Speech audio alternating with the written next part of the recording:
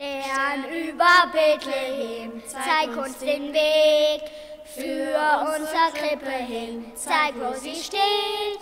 Leuchte du uns voran, bis wir dort sind. Stern über Bethlehem, führ uns zum Kind. Stern über Bethlehem, nun bleibst du stehen und lässt uns alle das Wunder hier sehen, dass da geschehen, was niemand gedacht. Stern über Bethlehem in dieser Nacht, Stern über Bethlehem, wir sind am Ziel, denn dieser arme Stall birgt doch so viel. Du hast uns hergeführt, wir danken dir, Stern über Bethlehem, wir bleiben hier. Ein Stern und 3 Kronen, die Kinder sind da, Kaspar, Melchior und Balthasar. Wir bringen euch Gutes, wir bringen den Segen zum neuen Jahr und auf all euren Wegen. Wir wollen den Kindern, die anderswo leben, die Chance auf Glück und Zufriedenheit geben. Drum danken wir euch für die kostbaren Gaben, wir geben sie weiter an die, die nichts haben. Nun ziehen wir weiter und folgen dem Stern, auf Wiedersehen sagen die Könige gern.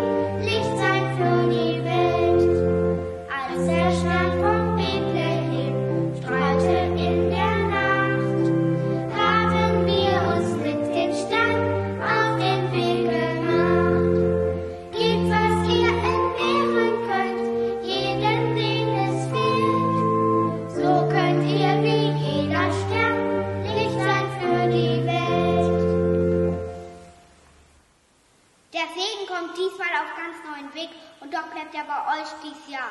Wir wünschen ein gutes, gesundes und keins, das ist wie das vorherige war.